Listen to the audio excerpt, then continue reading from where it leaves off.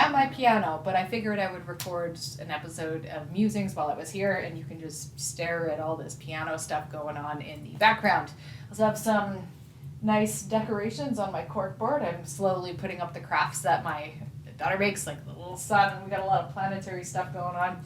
So, anyways, the backgrounds that I choose for these videos are going to be modified on a regular basis until I kind of get my bearings and know where I'm going to go and what's cool, or maybe I'll just keep switching it up indefinitely. Anyways, what I wanted to talk about today, I wrote down one phrase. It's not even a sentence. And I'm just going to riff on this because it's something that I've been feeling and thinking about a lot, especially this past week, and that is apple tree. In a literal sense, I've been thinking about this. I really, really want to plant fruit trees. I don't really have a way to do that.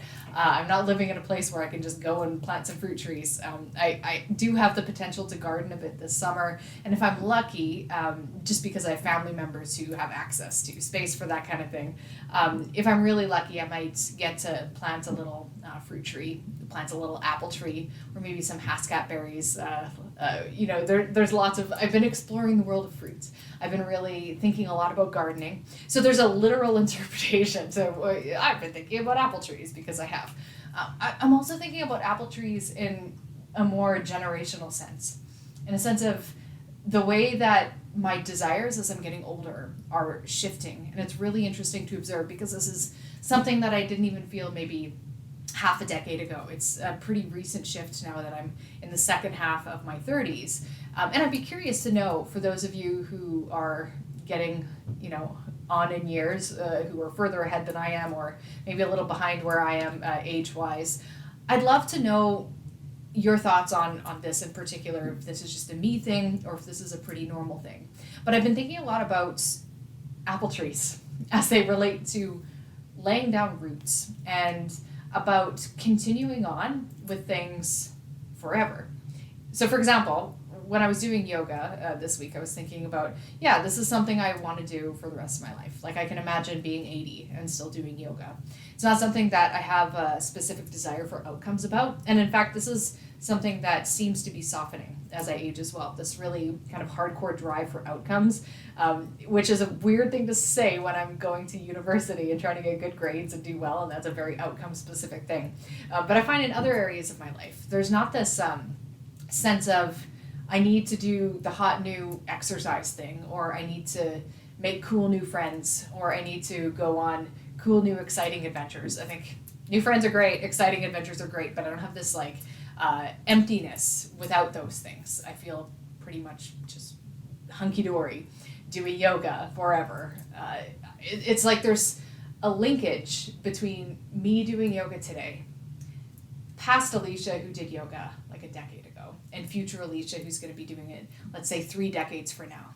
So when I'm having the experience of doing yoga, sometimes I have this sort of zooming out feeling, or maybe it's the opposite. Maybe it's more of like a coming in feeling where my past, present, and future all sort of merge in a union of permanence, which feels really nice because, again, when you're in your 20s, I don't think that most people are thinking in terms of permanence or roots or committing to, people get married in their 20s and think about commitment. So I don't want to be like, 20-year-olds are so flaky. But as a 20-year-old, not a 20-year-old, but a 20-something-year-old who had my own relationship crests and valleys, let's say, I wasn't necessarily thinking about permanence, even when I was thinking about engagement and marriage and stuff like that.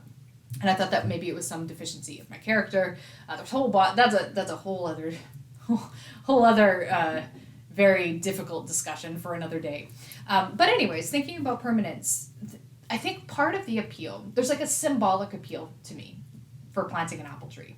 Because an apple tree, let me finally explain the whole premise of this. I've been going off on threads without actually starting with what the topic is, just kind of loosely giving examples.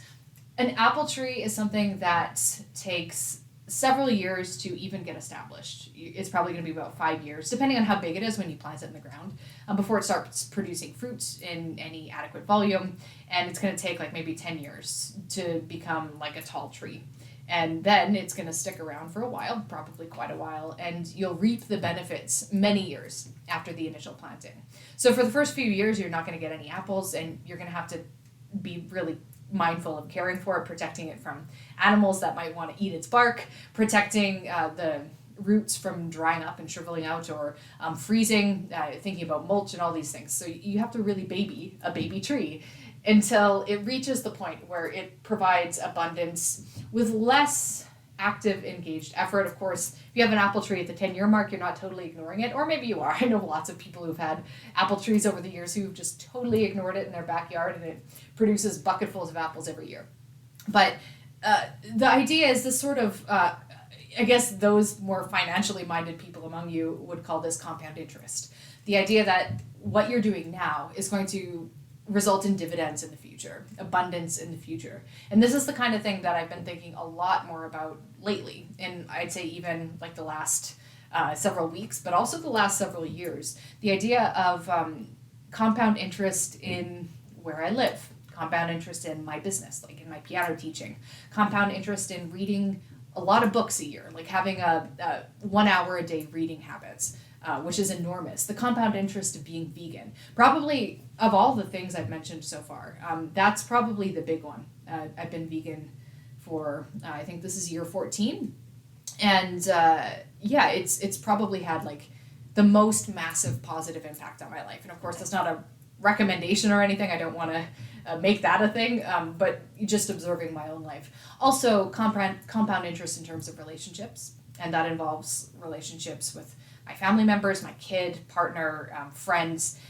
So again, another difference that I want to tease apart here is when I was in my 20s, I was hanging out with cool people. I liked the people I was hanging out with, but I wasn't necessarily trying to nurture those relationships with the mind that I want them to be permanent, with the idea that I'll probably be hanging out with this person 20 years from now, assuming that nothing bad happens to them. Everything felt a little bit more in flux, and people came and went out of my life. But now that I'm here, people are less coming and going. There are some new people coming and going, but for the most part, it's the same people who I sort of just want to stay with. The friends that I have now are the ones that I want to have in 10 years from now, in 20 years from now. I don't feel like I need to upgrade my friends, nor do I want to drop them. I want to keep them. I want to, which sounds very possessive, so maybe let's back that up a little bit. I want to see them live their lives. I want to see the way that their stories unfold, and the things that they get up to, and their trials and tribulations, and highs and lows, and I just want to see their growth as individuals. It's the same with my kids, it's the same with my partner. These are people that I feel like, no, I actually have a deep sense of permanence about these people. And this, in the context of thinking about fruit trees, I feel like the intense, like I'm obsessed with the, every now and then I go through these phases with gardening where I'm like, all I can think about is gardening. I'm trying to concentrate on my lectures at university, but I'm thinking about like, black raspberry bushes. Wouldn't that be cool? Oh, I'd love to plant golden raspberries. I'd love to have tri-colored raspberries bursting at the seams from all these raspberry bushes that I imagine in my head. It's all very exciting. I get really obsessed with this, but I think the value maybe is at least as much symbolic as it is actual. There's a lot of labor involved in growing fruit for those of you who have done it. I've only peripherally experienced it, but I have family members who've had like big raspberry patches where I live in. It's laborious to, you can spend an hour or two picking raspberries, get a bucket full. That's pretty cool, but it's time consuming, takes a lot. It's delicious. It's really worth it. I love it. But there's the like ground floor reality of having that much fruits. And then there's like the dream, the appeal, the beautiful apple tree that never gets any disease or pest problems, and the apples are perfectly formed, and there's never a early frost which kills the blossoms, or stuff like that. So I think though, on a purely metaphorical level, there's still a huge value. And I like thinking of all the different aspects of my life in terms of them being apple trees, as opposed to thinking of them in terms of compound interest, because that feels very transactional to me. It feels like I'm investing in you and I'm going to get a return. I think there's a lot of things in life that I might put a lot of energy into that just don't yield any return at all. Like you plant an apple tree and it dies. You're not really going to get any compound interest. Or I pour a lot of time into a friend and they die. That sounds like an awful thing to say. It'll probably happen in my lifetime. If you have friends, as you get older, these are the things that happen, right? So it's weird to me. Like, I don't want to think about the people in my life and the things in my life in terms of like finances, or like, I'm not thinking of them monetarily, but using monetary terms just feels really wrong in some way. So I'd rather think of it in terms of like an apple tree where something has the potential to flourish and provide abundance just with allowing the passage of time, allowing these relationships to become more and more long-term, allowing my business to grow whichever way it wants to grow, without trying to force it into something it's not, allowing my relationships to grow in this kind of way. And some of them will provide huge abundance, like 100 pounds of fruit, the metaphorical equivalent of that. And some of them will maybe fade. Maybe not with death, but maybe, things fade. People move away from each other. People change. Everything's always changing. But anyway, this is... I don't have a lesson, or I feel like I want to always compact these videos into some kind of like, here's your action steps, guys, because my brain just works in that kind of systematic way. But I just thought, apple tree, that was the phrase I started with. That's what I wanted to talk about. That's what I wanted to share with you. And I'd love to know if through your process of aging, wherever you happen to be along that journey, if this is something that you've had, if this is, if you're older than me, like twice as old as me, however, if this is something that's deepened, like you really think in terms of long-term investments. I don't even really like using the word investment because that implies that it's like all about the gain that I'm receiving. It's more about the joy that proliferates from allowing these things in my life to blossom. But I'd love to hear your perspective on this. Out there who are kindly watching this video. Thank you so much, and I'll see you in the next one.